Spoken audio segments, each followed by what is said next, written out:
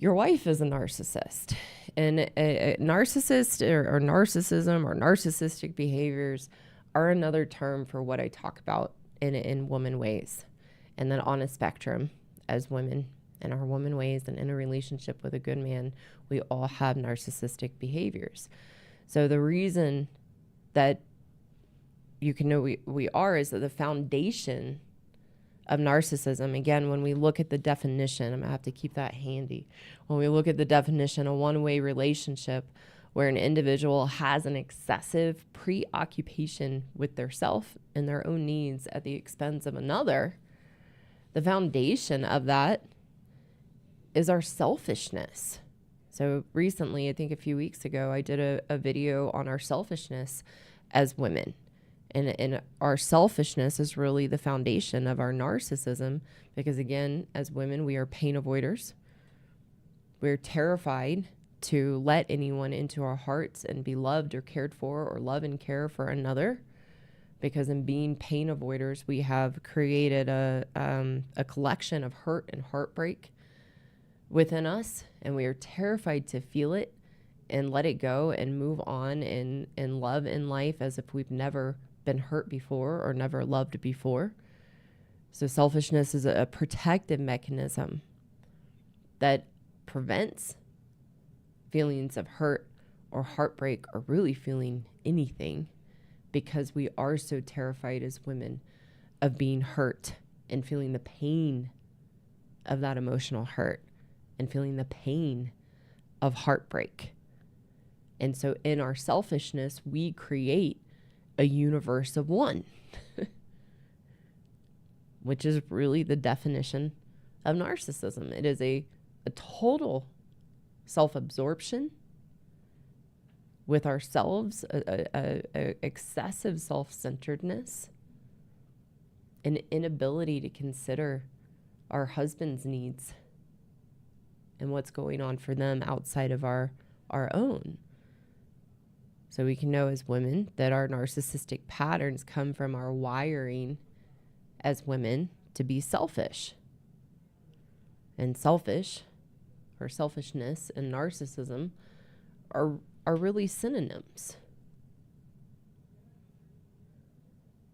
And why your wife is a narcissist in that and why she accuses you of being a narcissist is a total projection of our own internal world and living in that universe of one.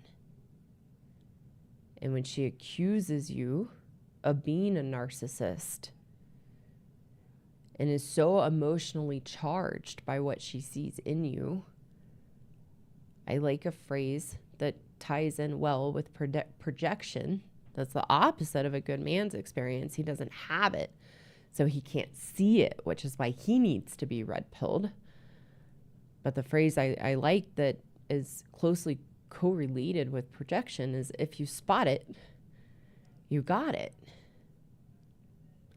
So in your wife's wrath and emotional upset accusing you of being a narcissist, she sees what she sees in you because that's her own internal world and her wiring as a woman. And I speak from experience, why I started this video. Like, I've looked at this and had to work on this on myself over the years. And this brought up a deeper level of having to see this in myself and how I've shown up in relationships and in my marriage and seeing that about myself so I can continue to grow and evolve into the best version of myself as a woman and a wife. And for the women listening, that's how you want to take this as well, that if you get so upset and are so sure your husband is a narcissist and all the things you see in him that he's being a narcissist, that's a projection of your own relationship with yourself and how you are showing up in the marriage. And that's where that phrase, if you spot it, you got it. And you can know, again, in that emotional charge around what you see in your husband is a reflection of you and the behaviors you have in your own narcissism and narcissistic tendencies. And again, that's a common everyday human experience that we have to be willing to see so that we can work through it and change. It's just our humanness and our womanness. So why we think our husbands are a narcissist, and for the good men listening, why your wife thinks you are a narcissist is, again, she projects onto you. And what happens to good men who are vulnerable and susceptible to their wives' woman ways and her accusations is that a woman will poke, or your wife will poke and prod you to elicit narcissistic behaviors so that she can identify you as a narcissist. See, look what he did. Look how aggressive he just got in that, or look how controlling he is. Or he's only consumed with himself. He doesn't consider me at all. As in our woman ways and our narcissism, again, we poke and provoke you and prod you to elicit narcissistic behaviors, so we don't have to look at ourselves. And we can point the finger out and say, see? And what happens for a good man in that situation is he believes and buys into his wife's gaslighting of him that he's a narcissist, which is why good men will end up going to, in most cases, a therapist or a psychologist, trying to get testing done to figure it out, because their wives are so convincing. And then they see themselves, again, they're poked and prodded and provoked to elicit those behaviors. And then a good man saying, well, I did do that. That is me. She must be right. Maybe I am. That's how crafty and tricky this is. But she does that to not have to look at herself and continue to create the story and create the reality we feel inside of ourselves, so we don't have to look at ourselves. It's how we create our victim story. And that's the purpose of projection, is placing our behaviors and who we are onto our husbands or another, but we're talking about marriage, placing our behaviors and who we are on our husbands and seeing them through that lens of our projection, so we don't have to look at ourselves. And the reason we don't want to look at ourselves is then we would feel exposed. As women, we don't want to feel wrong, and having to look at narcissistic behaviors in us makes us feel very wrong and bad, and we don't want to face that. So we have to create our husbands to be that, so we can point the finger out and then everyone believes us. So that's why we think our husbands are a narcissist and project onto them, and how we create them to be that by eliciting those behaviors. So if you're a good man listening and you're still not sure, we're going to go into, do you have a narcissistic wife? 10 ways to know for sure. And it's also for the women who listen and join these Saturday lives. Thank you for being here.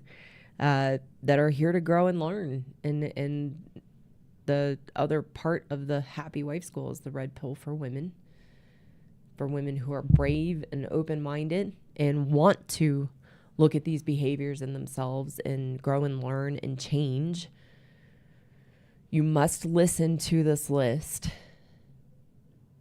of our 10 behaviors of how we show up as narcissists in our marriages. You must assume that these are true.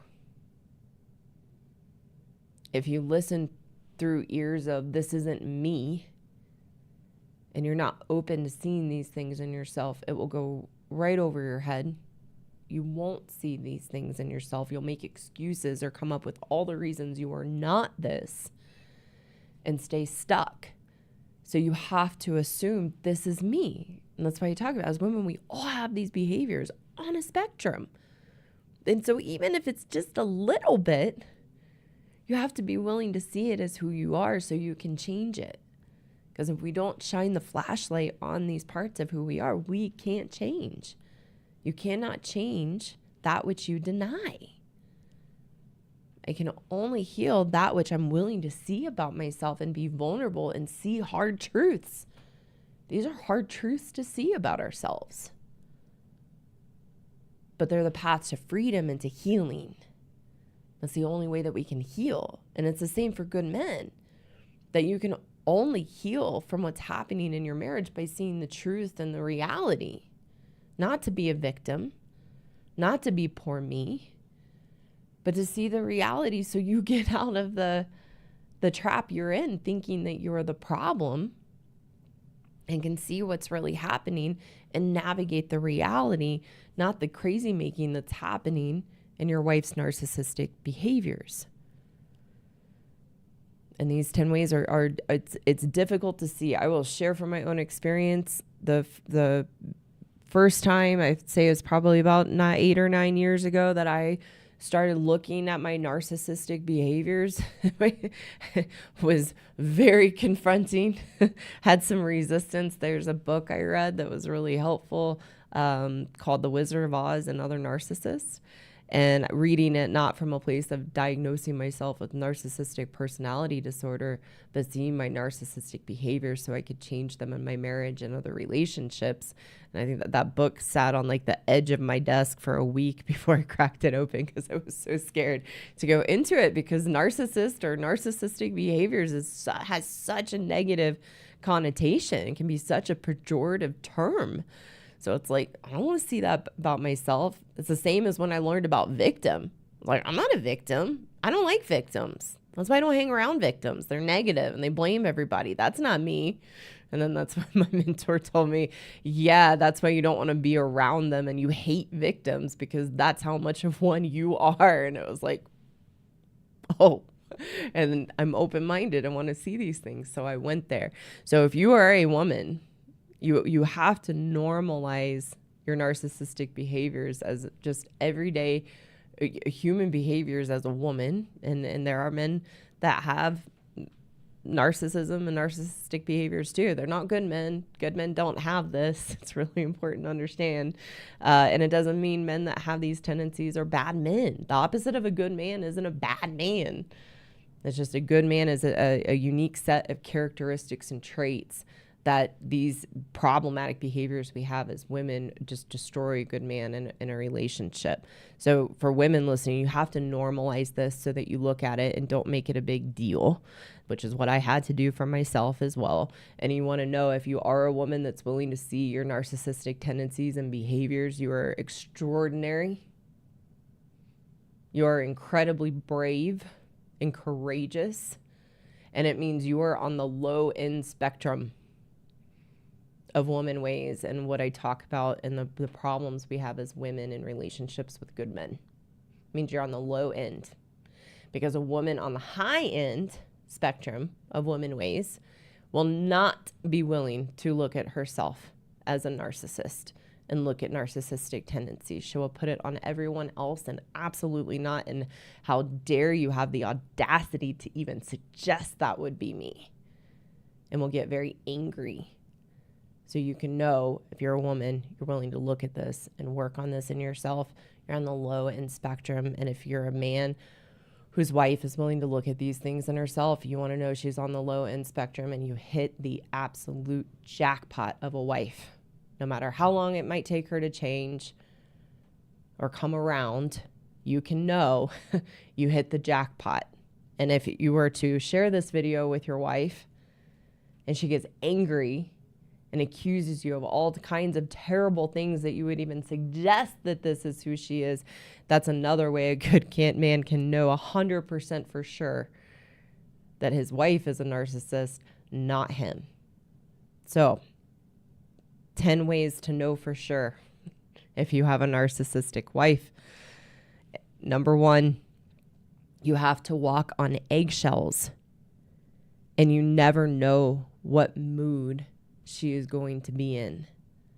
So you live in a fear and intimidation and being scared of your wife and where she's at emotionally, and that you have to tiptoe around her That's one way you can know you have a narcissistic wife. Number 2, she blames you for all the problems in the marriage and is unwilling to look at her role. It's a clear sign of having a narcissistic wife that she's not willing to look at herself. Say you bring up an issue or a problem in the marriage, or there just are problems and issues in the marriage, and you are carrying the burden of the blame.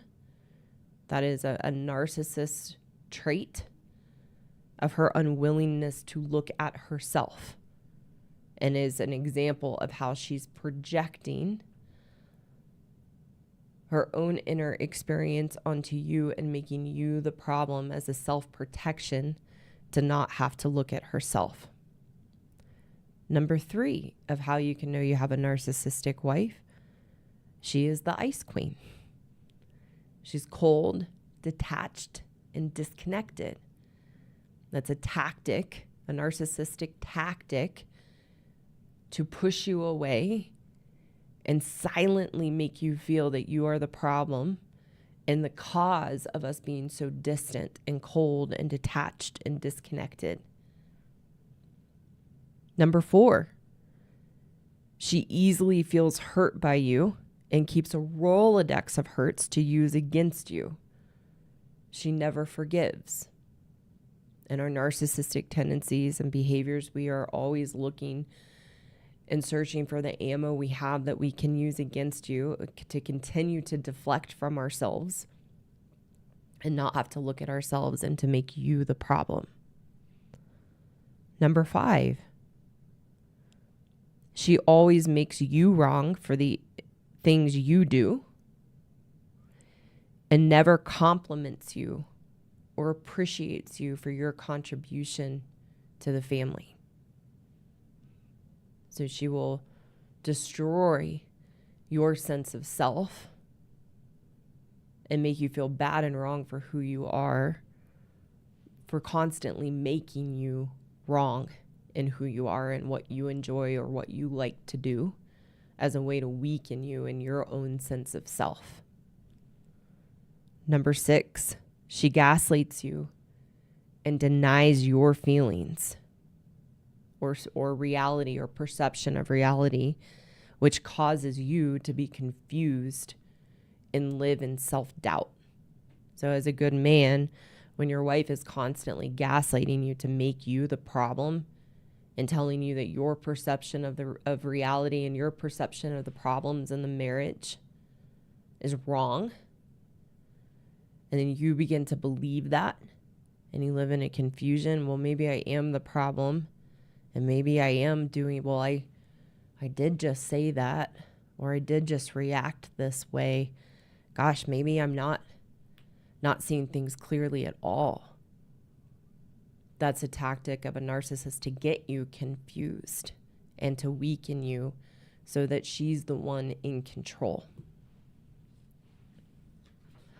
Number 7 of how you can know you have a narcissistic wife, you have forgotten that you are a good man. And she's beaten it out of you. Say this is one of the most difficult or saddest parts of speaking with so many good men or having good men reach out. And it's so clear to me that they are just in their just kind of nature and how they show up and present themselves and just sensitiveness and it's just so clear. But a good man not being clear in that in himself is very sad to see. And one of the biggest indicators that a good man is with a narcissistic woman is he's forgotten. And that's one of the questions on my application for my men's course. How do you know you're a good man? And it's not uncommon that a good man will say, I don't really know if I am or not. I'd like to think I am, but I'm not really sure. And I'm scared I'm not. I'm scared I'm going to find out I'm really flawed and I'm not a good man. And that's the symptom and the result of a good man being emasculated and gaslit and manipulated by his wife. And the very essence of why we do that is to get a good man confused about who he is. And then he really believes he's the problem and then thinks he's not a good man. That's really common, and it's very sad. Number 8 of how you can know you have a narcissistic wife. She lacks empathy and concern for the challenges and issues that you are having to face. So when your wife dismisses challenges you might have with work or with family or as a dad with your kids or just in life, she doesn't acknowledge it at all. She makes it about herself and how it's an inconvenience to her, and lacks empathy for what you are going through. An example I've used before on this, and I like movie examples, but there's a movie, Bruce Almighty, with Jim Carrey and Jennifer Aniston, and he's sharing about his frustrations at work and not getting role of anchor on the news team, and just said something of like, I just hate my life. And she turned it around and made it all about her. Of, you're saying you hate our life. And that's a narcissist, a lack of empathy to understand what he's going through. And it's not a reflection. What he's saying isn't a reflection of her or their life.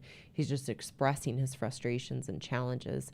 As a narcissist in our woman ways, we have no ability to have empathy for what you are going through. And that's what I had to work on this morning before I came live, having a lack of empathy for a challenge that my husband is facing.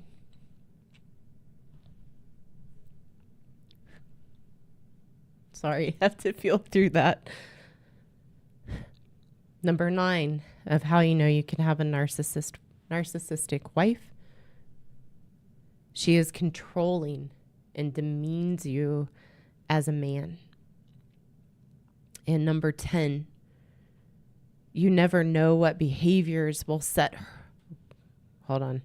I didn't write that right. There it is. Yeah. Number 10, that you never know what behaviors of yours will set her off. And you're afraid that if you don't act correctly in how she wants you to act, that she will cut you off and distance herself and retaliate. So this is when you live in fear of, well, if I do this, she's going to retaliate in this way. So I have to measure myself and not do certain things so that she doesn't get set off, because I'm scared of what she will do and that she'll distance herself further. And so you're constantly accommodating what you believe is going to set her off, and start to diminish yourself by not doing certain things or bringing up certain things because you're scared of how she will retaliate. And those are the 10 ways that you can know for sure if you have a narcissistic wife. And if even one of those is true, it means on a spectrum, your wife has narcissistic tendencies and behaviors. And for women, this list is to see how we show up in these ways, because when you see it, you can change it. When you deny it, you can't change it. Where I'd like to go next is a solution for women. You must normalize the narcissistic behaviors you have, because if you make them extreme or non-normative, then you will beat yourself up. You won't see them. You'll make it a really big deal and really overwhelming. And from that place, you cannot change. So you have to normalize it, so that you can understand what I just shared about narcissism and our narcissistic tendencies are just our woman ways. It's the wiring we have in our women and our selfishness and the protection we have built around ourselves because we are scared of life. We are scared of getting hurt, getting our hearts broken. And in that, we have some very ugly behaviors that are a result of being so shut off and disconnected from the truth of who we are so that we can protect ourselves from life. And when we live in that protection and live in those women ways, we are in camp victim. Blaming others, blaming our husbands, blaming life, blaming our past circumstances for our own experiences, our own unhappiness. So the key is we have to go from camp victim to camp take responsibility. That my life and my marriage and how I experience myself, how I feel, is a result of my own choices and decisions in life and a result of my own internal experience. It's in camp take responsibility that we can see our behaviors, catch ourselves, and change. That's why I share about myself, share about the struggles and stumbles I have, because that's part of living in camp take responsibility. It's not about becoming perfect. It's not about not having flaws or shortcomings or limitations. Welcome to the human experience. We're always going to have shortcomings. We're always going to have limitations. It's part of the human experience. So the key is, and why I believe we're here and why God has created our human life for us to be in, is to have a path to self-actualize, which has to happen through seeing our limitations and shortcomings and committing to do our best so that we can outgrow them and find the wonderful, lovely parts of who we are. So that's what happens in camp take responsibility, because in camp victim, we can't see the behaviors because we are convinced that it's everyone else. And in marriage, we are convinced it's our husband. He's the narcissist. That's another way as a woman, if you're open-minded and want to look at these things and change, is to say, ooh, I've accused my husband of being a narcissist. What must that say about me? And am I looking out through a totally delusional reality and it's actually me? Let's find out. And then your lens will completely change and you'll stop poking and prodding your husband to elicit those behaviors that make you believe he's a narcissist, and you guys can have a lovely, happy relationship. And what I talk about in being the dance. The solution for men, and why I wanted to talk about this, is if you are a good man, which doesn't mean you're perfect, doesn't mean you don't have flaws too. You make mistakes. I think I talked about that last episode. Good men can make horrible mistakes. All humans can make horrible mistakes. But the foundation of who you are is a good man, that you want to learn and grow. You're committed to continuing to do your best, and you're hardworking and take responsibility and good natured, means you're a good man. You can know you are not a narcissist. Good men are not narcissists. Nothing in them that could ever be a narcissist. Ever, ever, ever, ever. Ever. And the reason for you to know that is so that you are not gaslit and made to feel that you are the problem. Your wife is projecting her own inner world on you. And in that's why I equated narcissistic behaviors to woman ways. You did not get the wrong wife. You married a woman. And all women on a spectrum have these tendencies and behaviors. So if you are a good man who's committed to his vows and staying based on your own values, then you have to see the behaviors in your wife and the narcissistic behaviors so that you know it's not you. And then you won't fall for the gaslighting and can navigate the marriage in a constructive way. If you are a man whose values are to leave, as you see the truth and reality of your wife as a woman, she's maybe not willing to change, which is more common. And your value is, I'm not going to stay in a marriage where I'm treated this way. Good for you to know that.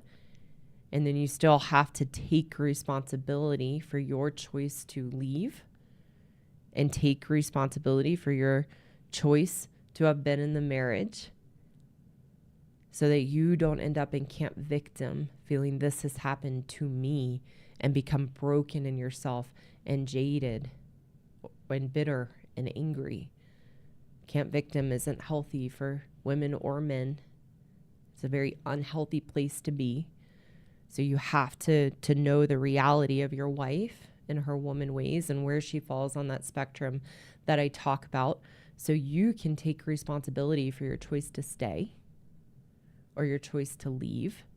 And in either circumstance, navigate from a reality and no longer being sucked in and impacted by these narcissistic behaviors, that's within your control. You don't have control to change your wife, but you have control to see the reality and become wise and strategic in how you navigate these behaviors, whether you are choosing to stay or not. For women listening, that's why I have my happiness program. It is a journey from can't victim to can't take responsibility, so that you can outgrow these behaviors, and my men's course for men, so that you can see the reality of your wife, rebuild your strength and confidence, and have a constructive roadmap to navigate your marriage. And you can find the link below to learn more about those courses. Be sure to read through the page, watch the short video that describes the course. And if you are interested and want to explore either of those courses as a path for you, then you can apply and we will have a free consultation. So thank you guys so much for listening today. Thanks for your patience as I was late coming on. Consider liking the video, consider subscribing if you haven't already, and consider sharing this video with anyone you know that it may help. And thanks so much for being here today. So Phil's going to send me some questions. I'm going to answer a couple. Because I was late, I'm going to have to maybe not talk as much as I do at the end of lives and wrap up a little bit, but I'm going to head over to the chat after I take a sip of water and just look through the chat while Phil is sending me those questions. And then we'll see what comes up to answer. Phil, thank you so much for your continued generosity on the channel. Thank you for your heartfelt messages and truths. It doesn't go unnoticed and is genuine. I appreciate that recognition very much, and that comes through. I learned a while back that I had to be a true teacher, not an empty teacher or a false teacher, in that I have to see all the things I talk about within myself as a woman, so that I can come across as genuine and not judgmental or pointing the finger out, just like these are the problems we have in our human life between women and men. So let's understand them and come to a solution, so we don't live in a doom and gloom that there is no solution or path forward. So I appreciate that recognition in the contribution. And thanks, Mike 88GT. Great topic. Luke, too many fakes these days. There's a lot of fakes out there. Yeah, there are a lot of fakes out there. Phil, Karen admits she's not perfect. Certainly not.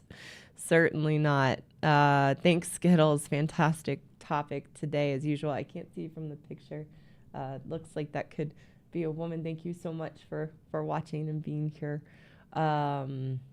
Yeah, Orange and Slicky, men are not looking for perfect. They're really not. That's a good comment. And I'm going to go head over. Yeah. Yeah.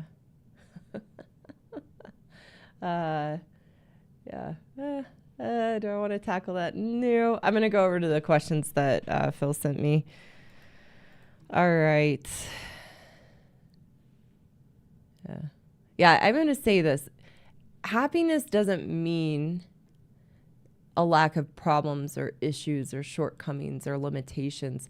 Happiness is actually a willingness to run into those issues and challenges. That's actually what makes us feel good about ourselves. It's the looking at our underbelly as humans and looking at the issues, facing ourselves, that builds a tremendous amount of security in oneself, self-awareness, and the result of that is feeling really good about who we are, and it's the path of self-actualization.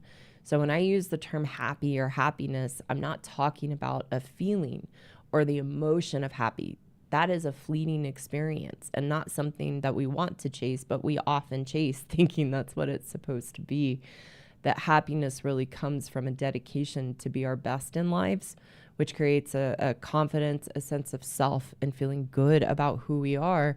And in that means we can be sad. We can go through a tough time. We can have a bad day, a bad month, a bad year, and still be happy because we know we have ourselves. And at the end of the day, we are okay and we're going to be okay. And happiness is also a experience of no lack or want in life, that we choose the experiences we have in life to grow and learn about ourselves. And in that, I only want to be me, and I only want the life I have. So it eradicates our human nature of wanting what's next and wanting more, thinking that will make me happy, knowing that nothing will make me happy except for me. And that when I cultivate that in myself, that's where I just want to be me and just want the life I have. And then I can pick the experiences that I want to have in life, not from a place of that will make me happy, but from a place of this is how I want to grow and learn and get to know myself further in life. So I wanted to share that because I saw a few comments of, because I had problems or challenges to look out today, that means that I'm not happy, but that's not the reality of what happiness is. Because I am happy, I'm willing to look at my problems and challenges and face them. It's sometimes needing a little poking and push from my support in my life, because I am a woman and I like to bury my head in the sand, and I am such a pain avoider. So sometimes I'm proactive and willing to dive in there and look and bring things up, and sometimes I need to be pushed of like, you're not dealing with this, and that's what came up today. So thank you, Franz, for your comment. Thank you for all you do for us men, because it helps us understand and be the order God intended. Lovely. Thank you so much for sharing that. Mauricio, how should men handle women who aren't narcissistic but just preoccupied? These women aren't ever present in the moment, but both men are feeling left unseen, unheard, and unloved. Good. So a woman who is preoccupied is narcissistic because it's a self-absorption into our own problems and why we are never present in the moment, because we are in that universe of one. So you want to see, no, that is what that means. And it's not bad or wrong. It's just like victim. It's a pervasive human experience. So what men need to understand is that it's when your wife is preoccupied and never present, you don't want to be sucked in that it's something you're doing wrong, that she is showing up that way. If you are a good man, you want to see this, but it feels very personal. A good man has to feel himself, to feel seen, heard, and loved within himself, so that he is no longer left feeling unseen, unheard, and unloved with a wife who is never present. It is seeing this is the reality of my wife. It is a reflection of her own internal unhappiness and her own self-absorption. And I can't change that. The foundation of whether I'm working with women or men, the only person you have any control to change is yourself. You have no control to change another. So if you are choosing to stay and be in a relationship with your wife who is a woman and on a spectrum of these woman ways, you can't be a victim, and you have to understand this is her as a woman. It's not a reflection of me. So what do I need to do if she leaves me feeling unseen, unheard, and unloved? That is a true experience you are having in the face of a woman and her woman ways or narcissistic behaviors. And recognize that, and that's her intention to make you feel that way. So you can be objective, see the reality, but not be a victim to it, and move to what do I need to be doing for myself so that I feel seen, heard, and loved by me, so that then she doesn't have that control and power over you. It doesn't mean it is incredibly hurtful when you feel unseen, unheard, and unloved from your wife. But if you're choosing to be there and that's how the power she has to make you feel, you must take responsibility for your choice to be there. And then look, what's the limitation in me that I feel unseen, unheard, and unloved, because that is what you have control over to change, so that you're providing that to yourself and no longer at the whim of your wife's ability to make you feel those ways. So thank you for the question. Oh, thanks, Jojo. Yeah, thank you guys. It's so nice to see all the familiar faces and how long you guys have been around, or familiar names. Thank you. So many truths shared by Karen today. It's like drinking from a fire hose. It can feel that way sometimes. So good for you. And take some time to digest that. Yeah, I feel like that sometimes too. So you're not alone. Thanks for sharing that. All right. Just coming back over to the chat. Thank you, Phil, for sending those over. I appreciate that. Just making sure not anything else. Okay. All right. Oh, that's lovely. I hear this in my soul. That's such a beautiful experience. And thank you. Thank you for sharing that. Yeah. Oh, good comment. Thanks, Jeremiah. Life is full of contradictions. And this conversation today helps us to understand and address them. Thank you for having these discussions. You're so welcome. It's a wonderful place to be on Saturday. Appreciate it. Karen, don't go. I love being here with you guys, and very happy to share this message with you and be a part of this with you. And I will miss you guys too next week. So reminder, I won't be here next week, but I will be here on the 21st. So I look forward to seeing you all then. I hope that you all have a nice weekend and a nice couple weeks ahead. And I look forward to our next show. So until then, bye guys.